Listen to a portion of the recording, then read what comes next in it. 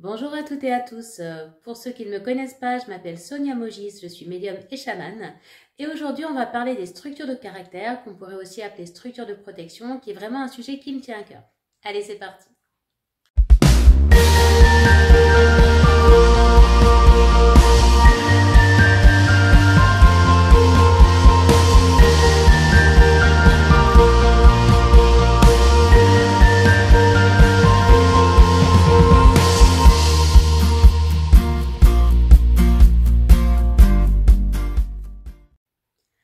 Alors, les structures de caractère, qu'on peut aussi appeler structures de protection, c'est quoi exactement?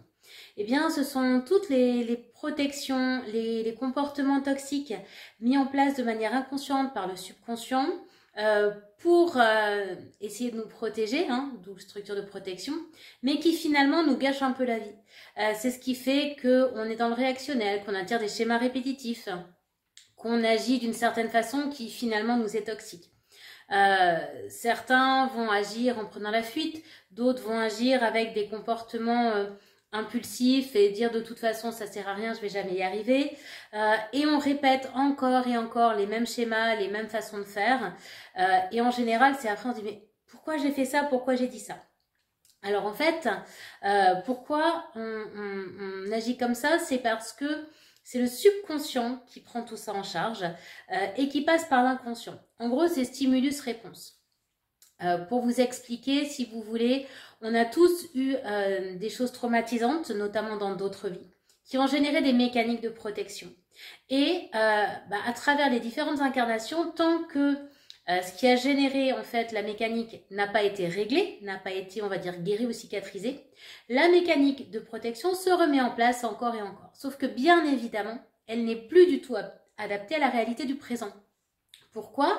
Parce que notre subconscient, en fait, il compare chaque situation de notre vie avec sa grande banque de données, donc qui est situation d'autres vies, mémoire aussi des ancêtres, voire mémoire de cette incarnation, et il regarde s'il y a quelque chose de similaire. Le problème, c'est que pour le subconscient, 2-3% de similarité dit on est large, on y va, et il remet en place la mécanique. Ce qui fait qu'on va avoir des réactions excessives, complètement à côté de la plaque la plupart du temps. Pourquoi? Parce que le subconscient projette le passé, la réalité passée, sur la situation actuelle en nous faisant croire que c'est le présent. Et évidemment, on est complètement à côté de la plaque. Et souvent, on ne se rappelle pas forcément ce qu'on a dit ou ce qu'on a fait parce qu'on n'était pas présent complètement à ce moment-là. En gros, au niveau du cerveau, il y a certaines zones qui ne sont plus allumées. On est en mode robot, stimulus-réponse. Grosso modo, si vous voulez, il y a 5 structures de caractère ou de protection. Chacune est liée à un type de trauma particulier et va générer certains comportements toxiques. Mais la bonne nouvelle, c'est qu'il y a plein de qualités derrière. Et l'idée, c'est d'aller chercher tout ça, en fait.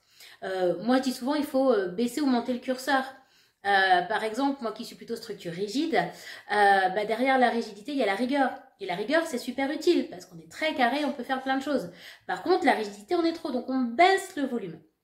Et pour d'autres, on va monter le volume. Bref, les structures de caractère, ça permet vraiment de comprendre notre mode de fonctionnement et aussi le mode de fonctionnement des autres. Parce que ça permet de comprendre en fait quand l'autre a un comportement toxique et qu'on a compris à quoi c'était lié, de voir que finalement l'autre, c'est pas le vilain méchant, c'est pas le bourreau, c'est juste que là, il est dans la blessure. Donc il est dans la souffrance et il essaie bien maladroitement de se protéger. Donc le savoir, ça permet d'adapter un peu notre comportement et de rentrer beaucoup plus facilement en communication. Et puis pour nous, le fait de connaître nos comportements toxiques les plus fréquents, ça permet de les repérer et d'y faire attention. Moi qui ai été maîtresse d'école, on disait souvent aux élèves, pour les dicter, quand tu relis, tu cherches d'abord les S, après les accents. Bref, pourquoi on dit ça? Parce que quand on sait ce qu'on cherche, on est focus dessus, on le trouve plus facilement.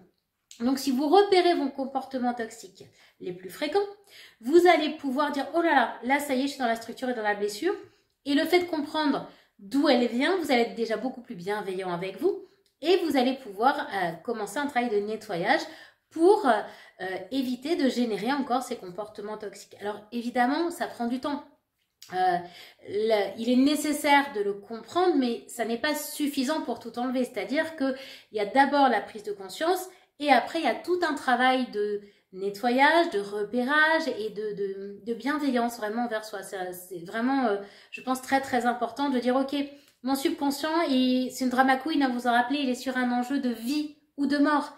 Et donc, sa réaction, elle n'est pas adaptée, mais il fait ce qu'il peut, il essaie de me protéger. Donc voilà, pour moi cet atelier là que je propose sur les structures de protection de caractère, il est essentiel pour bien se connaître. Pour vous expliquer un petit peu comment ça se passe dans cet atelier, il se déroule sur une journée de 17h jusqu'à vers 17h30. Donc le prochain c'est le dimanche 19 janvier 2025. Et donc la première partie, on va aller voir comment ça fonctionne au niveau conscient, subconscient, quelle est la mécanique finalement qui est en route. On va aller voir les différentes techniques utilisées par l'ego pour nous manipuler. Et du coup, ça permet de repérer l'ego chez nous, mais aussi chez l'autre. Donc, de voir quand l'autre essaie de nous manipuler, sachant qu'il ne le fait pas forcément consciemment non plus. Ensuite, on va aller voir quelle serait la mécanique idéale et quelle est la mécanique réelle. Et pour chaque structure, on va aller voir comment la mécanique a été générée dans une autre vie. Bref, qu'est-ce qui s'est passé dans une autre vie pour générer telle et telle mécanique. Deuxièmement, on va aller voir comment c'est réactivé dans cette incarnation. Ça va aider pour aller faire du nettoyage avec les bonhommes allumettes, etc. et tout un tas de choses. 3, on va avoir tous les comportements toxiques pour chaque structure. Et donc pour ça, moi j'utilise toujours un diaporama et avec des petites images rigolotes parce que on est sur des choses qui font souffrir, donc il faut savoir prendre du recul, il faut se détacher, amener beaucoup d'humour, donc ça va être très caricatural. Parce que forcément, je vais brosser le portrait de quelqu'un qui a 100% dans la structure. Or, on a une structure, on n'est pas la structure. Donc il y a des moments où on est pleinement nous-mêmes connectés à notre conscient. Donc beaucoup d'humour pour aller voir ces différents comportements et avoir du détachement sur soi. Moi quand je vois que sur une structure rigide, j'en rigole maintenant, je dis ça y est, voilà. Mademoiselle Mangin du dessin animé Princesse Sarah, c'est un peu le personnage que j'utilise pour caricaturer ma structure rigide. Je dis voilà, Mademoiselle Mangin est de retour, je dis allez viens ma vieille, raconte qu'est-ce qu'il y a qui va pas. Bref, donc on va aller voir tous les comportements toxiques pour chaque structure avec beaucoup de détachement et d'humour. On va aller voir aussi toutes les qualités qui sont derrière, parce qu'il y a plein de qualités derrière chacune de ces structures, chacune de ces protections. Et on va aller voir des pistes pour passer de l'un à l'autre, du comportement toxique à la qualité. Il y a un livret, alors je disais un petit livret, mais le petit livret maintenant il a 96 pages. Mais en tout cas, il y a un livret d'accompagnement qui est fourni avec tout un tas d'exercices pour s'auto-évaluer, tant sur la partie comportement toxique que sur la partie finalement où on a les qualités. Ça permet de voir déjà la belle évolution qu'on a pu avoir dans cette vie. C'est-à-dire, ah ouais, mais ça c'était moi il y a 10 ans.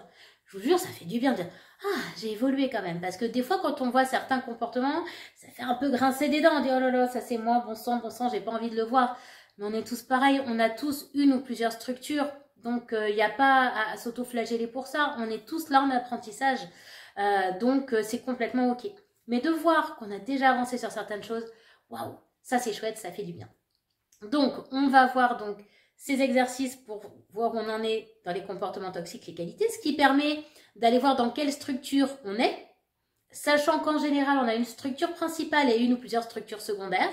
Il y a quelques personnes qui ont un mix des 5 structures, mais c'est assez rare, et d'autres qui ont vraiment une structure très forte, mais c'est plus rare aussi, mais ça arrive. Sachant que les structures, c'est comme les trains, ça peut en cacher un autre, on peut en éliminer une et il y en a une autre qui apparaît. Mais voilà, en général, c'est un petit peu moins fort. Bref, dans le livret, on va avoir aussi un petit récapitulatif de chaque structure avec vraiment un tableau très simple et un récapitulatif des différentes petites techniques à utiliser pour sortir de chaque structure, sachant que ça va être différent pour chaque structure. Et puis à la fin du livret, il y a un récapitulatif plus global pour voir où on en est d'une manière générale. Il y a des listes de mots pour repérer nos comportements toxiques les plus fréquents, les qualités, des choses sur lesquelles s'aider. Bref, c'est vraiment un outil de travail. Je crois que j'ai aussi récapitulé, je vais y arriver, récapituler les différentes techniques de l'ego. Bref, c'est vraiment un outil de travail qu'il faut voir et revoir. Sachant qu'après, pour ceux que ça intéresse, il y a un niveau 2 où là j'ai créé un jeu de Trivial Poursuite pour s'entraîner. Et quel est l'intérêt du jeu? C'est qu'en fait on va court-circuiter le subconscient parce que lui, si on va voir ces différentes techniques, il est là, on va mourir, et il vous fait squeezer le truc. C'est-à-dire que souvent, on oublie des choses essentielles qui ont fait le tilt à l'atelier en disant « Ah ouais, ben ça, c'est sûr, faut que je le travaille. » Et pouf, comme par magie, ça a disparu. Et quand on fait l'atelier 2, on est dans le jeu, donc on se prend au jeu, on rigole. C'est un des ateliers où on rigole le plus. Bon, en général, avec mes ateliers, on rigole beaucoup, parce que je suis pas la dernière à dire des bêtises. Mais l'atelier sur les structures, je pense qu'à chaque fois, on a pleuré de rire. Pourquoi? Parce qu'on joue. Et c'est l'occasion, dans le jeu, de finalement aller revoir les notions en s'amusant, de donner des exemples concrets et donc d'aller plus loin et de comprendre pourquoi il y a ça dans la structure. Voilà, on est vraiment dans le pratico-pratique. Mais pour le faire, effectivement, il faut commencer par la base. Hein. C'est comme pour le tarot, le niveau 1, on est plus sur l'apprentissage et le niveau 2, on est sur la pratique. Là, c'est un peu pareil. Et en plus, on rigole. Donc ça fait du bien. Et ça, c'est un atelier sur une demi-journée.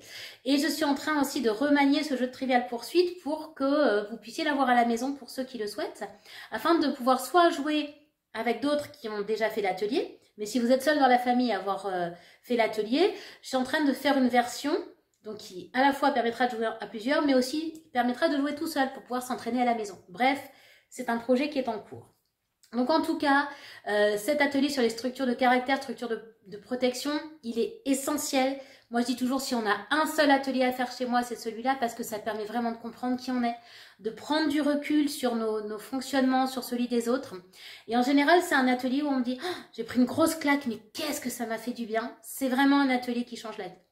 Donc, si ça vous appelle, le prochain à Angoulême est le 19 janvier 2025 de 10h à 17h30. Ce sera peut-être le dernier en Charente. Je n'en sais rien, puisque voilà, je souhaite déménager. Il y en a qui le savent déjà. Je n'ai pas encore trouvé mon nid. Donc pour l'instant, je suis encore en Charente, mais je ne sais pas pour combien de temps. Donc, est-ce le dernier? Est-ce l'avant-dernier? Je ne peux pas vous dire, mais en tout cas, voilà.